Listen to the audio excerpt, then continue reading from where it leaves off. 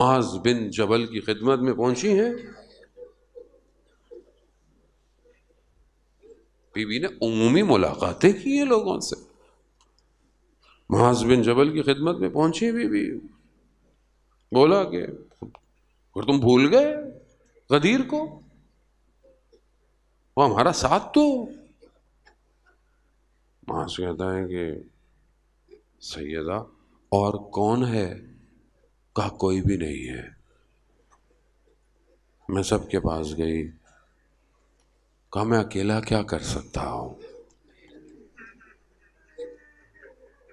اور غربت ہے سیدہ. اس مقام محور کیا ہے, کیوں جا رہی ہیں؟ امام امام اطیع اللہ اطیع الرسول و اولو الامر منکم.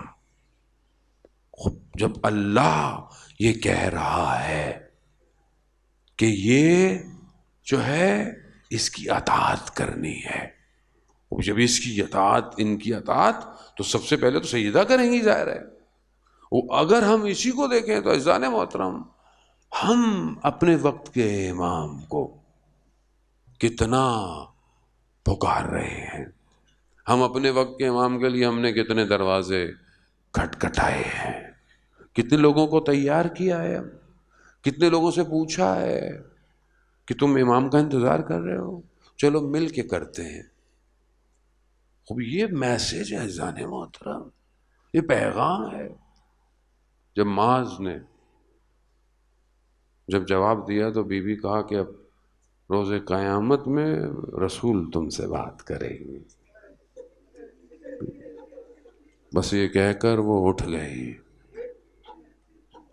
عزاداران محترم, لوگ آئے مولا کائنات کے پاس, ابوالحسن یا تو فاطمہ دن میں رویا کریں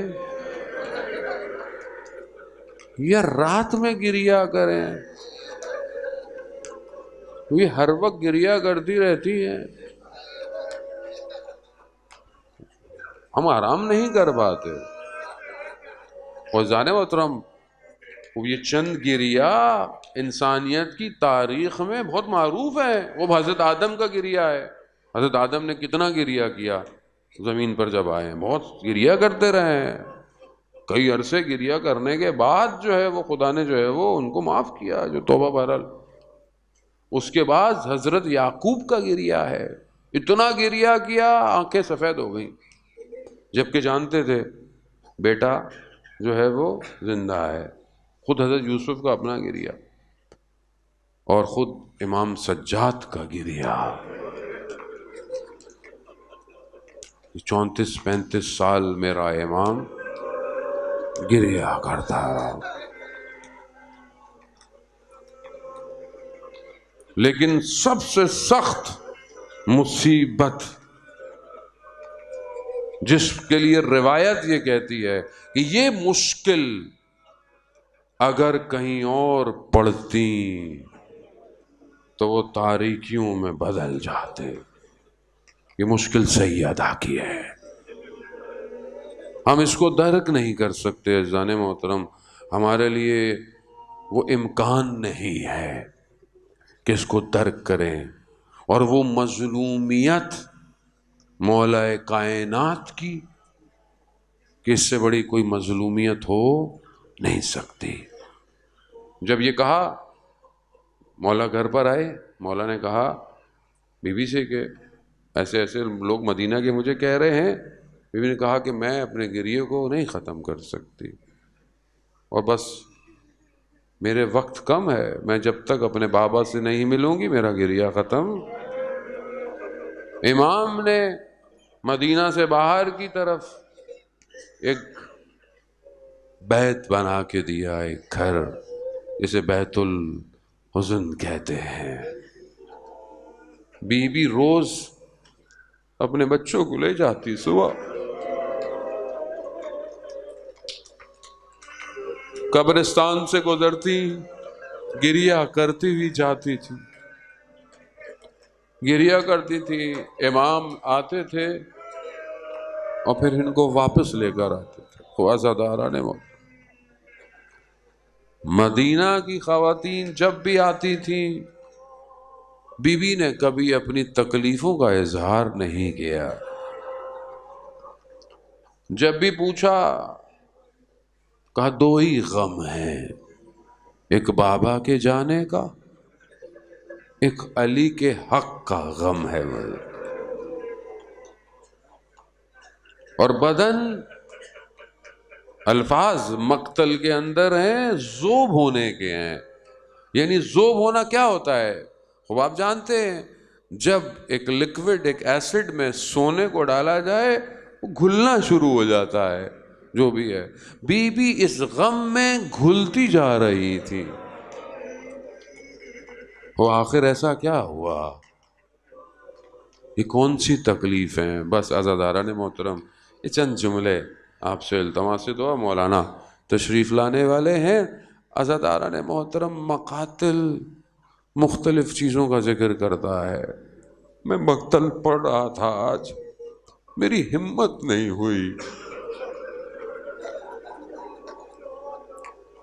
مقتل میں ایک ہیڈنگ تھی جس پہ یہ لکھا ہوا تھا کہ وہ مصیبتیں جو سیدہ کے اوپر وارد ہوئیں.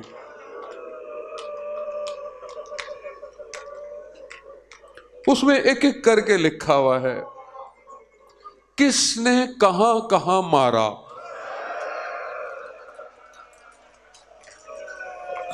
یا امام زمان،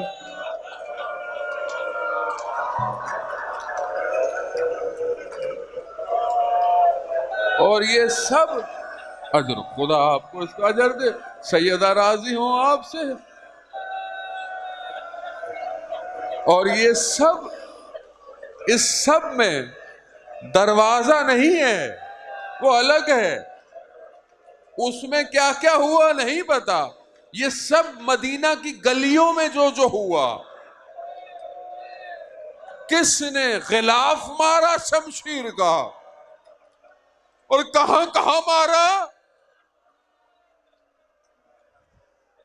کس نے پہلو پر مارا، ہاتھوں پہ اتنا لگا کہ سیاہ ہو گئے. بس مجھ سے پڑھا نہیں گیا، میں نے چھوڑ دیا مقتل. میری ہمت نہیں ہوئی کہ میں اس تکلیف کو خود پڑھ نہیں پایا. سلام ہو میرے مولا حسن پر جو بنی کوچہ بنی ہاشم میں اپنی ماں کو دیکھتے رہے، اور ساری زندگی جب بھی گزرتے تھے اور کچھ لوگوں کو دیکھتے تھے کہتے تھے کہ میں کیسے بھولوں. وہ اتنی پتلا کوچا تھا کہ میری ماں دیوار سے